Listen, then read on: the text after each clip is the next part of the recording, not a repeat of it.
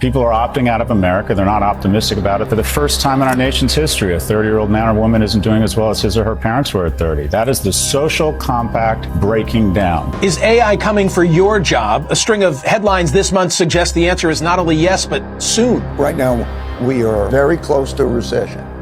And I'm worried about something worse than a recession. A third of people said that America's problems are so bad that it's in danger of failing as a nation. That is a red screaming light. And that is something that Congress, CEOs, all of us should be paying attention to. So this is depressing, and it has me wondering, why am I watching it again? If you held a gun to my head and asked me that question, I'd probably say that the main reason I want to know what's going on in the world is because my anxiety tells me I should. Something bad's happening in Yellowstone?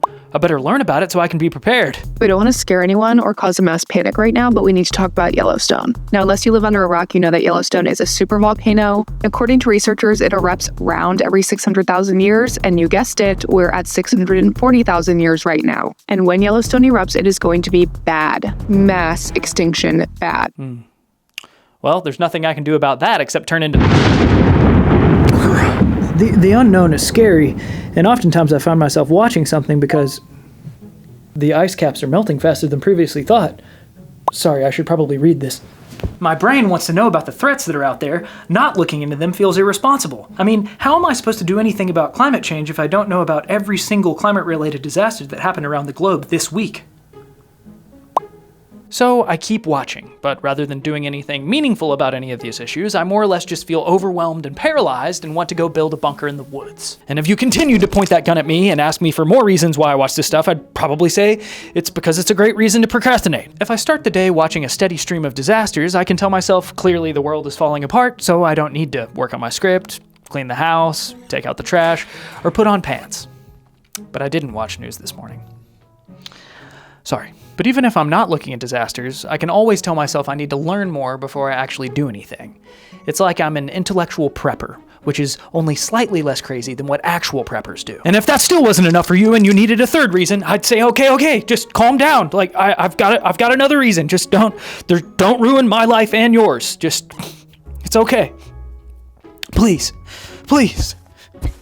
And it's that I've got to be a good citizen, be aware of the stuff happening in the world so I can vote responsibly just in time for democracy to collapse. The Founding Fathers had a lot to say about this. In a republic where the people are sovereign, the ability of the citizenry to make informed choices among candidates for office is essential. Yes, the Founding Fathers have English accents in this video because I only know how to do a dignified English accent and not an American one. And this is around the dawn of the country, and didn't they all come from England? Or they spent a lot of time with English people anyway, so they probably sounded kind of English, right? That's got to be accurate. A nation of well-informed men cannot be enslaved. It is the region of ignorance that tyranny begins. Ben Franklin was very ill with syphilis. That feels accurate as well. If a nation expects to be ignorant and free, it expects what never was and never will be. God damn! This quote from Thomas Jefferson makes Hamilton make sense to me. The Founding Fathers spit in bars. Is that how you say that? I've never said that before. It felt extremely unnatural to me. But you gotta push your comfort zone.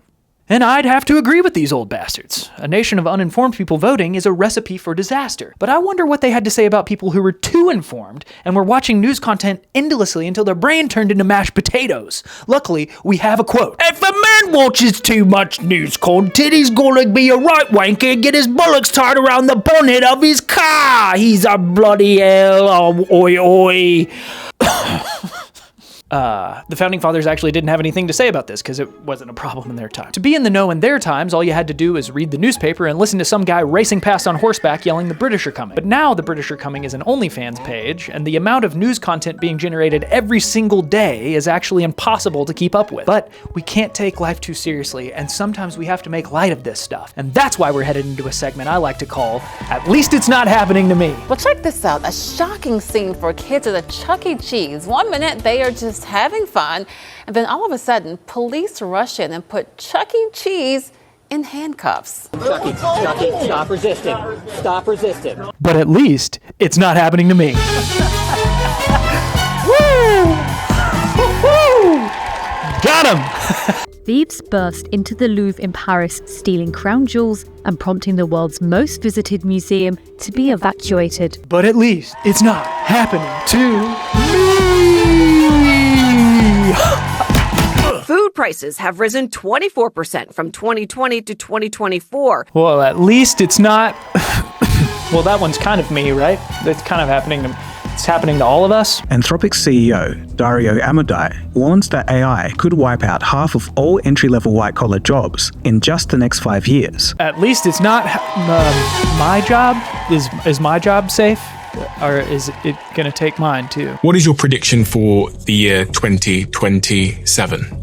We're probably looking at AGI. So we're looking at a world where we have levels of unemployment we've never seen before. I'm not talking about 10% unemployment, which is scary, but 99%. That can't be right. No, if that's right, we're all screwed, right? We're all screwed. Air raid sirens have become the daily soundtrack in the lives of so many Ukrainians as Russia fires missiles from land, sea and air. Putin is quite simply trying to destroy the will of the Ukrainian people. Okay, this was a terrible idea. Let's stop it all. No, shut up. It's not fun. Speaking of bad ideas, so is watching news content with reckless abandon, because so much of what's out there is actually misinformation. Watching it makes you feel like you're learning something, and you are. It's just wrong. And I'm sure you see this in people on the other side of the political aisle from you. They're watching Fox News or MSNBC, and you know they're not getting the truth of the issues. But that couldn't be happening to you, right? I mean, you never watch anything that confirms your opinions and draw conclusions from that information without diving deeper into what people on the other side of the aisle are saying and just take what the people you like are saying at face value. Right? And that's good. I'm glad it doesn't happen to you, but I haven't been so lucky. Back in the days of the pandemic, I was pretty convinced that COVID came from a wet market in Wuhan, China, and had something to do with pangolins, which I think is the closest thing we have to a real-life Pokemon. And you couldn't blame me for believing this, because the mainstream media's reporting on this was pretty definitive. Chinese scientists suggested last week that pangolins, a scaly species mammal, could have first transmitted the disease to humans. Researchers in China confirmed this animal carries a form of the virus that looks strikingly similar to the disease that's sweeping the world. The virus originated from a market. This meat market, ground zero for the outbreak. But guess what? There's no direct evidence for this. Hey, Johnny Harris, that's the point I'm trying to make. But I guess we can collaborate on this in a segment I'm calling Johnny Brad. COVID-19 was created in a lab, and then it leaked out and infected the world. Whoa, did I just say that? Yes, I did. 6 months ago, I would not have been able to say that, but today I can. And we need to talk about it. Yes, we do. The reason he felt like he couldn't say this 6 months ago is because this video was made in 2021. And 6 months earlier, we were in a moment where the mainstream media was basically saying, if you bring up the lab leak theory, you're either a racist, insane, or the kind of person who comments prayer hand emojis on AI-generated wood carvings of Jesus. And nobody wants to be that. Fauci dismisses lab as source of virus. There is no reason to believe any of these conspiracy theories. The Wuhan lab conspiracy theory. The virus happened when our regular coronavirus married this other virus, made children, and then the rest is history. And I can tell you for sure it was not manufactured in a lab. But it turns out all that confidence was ill-advised, because the lab leak theory was never put to bed. It was just shoved under a mattress. And like bed bugs, it multiplied until it couldn't be ignored any longer. That was pretty good. The coronavirus may have leaked from a lab in Wuhan, China. U.S. President Joe Biden launched an investigation in late May. Why would you have a bad coronavirus outbreak in Wuhan and not in southern China where these horseshoe bats are located? We're now seeing legitimate, well-respected experts on this topic come out publicly and declare that the lab leak hypothesis isn't a conspiracy. And if you want to know more about this story, go watch Johnny's video, because it's fantastic. Like everything he makes, he's an artist. I honestly, I feel shame even just being here in front of him on this green screen. It's a blue screen, actually. You know what? Get him off. Don't get him off.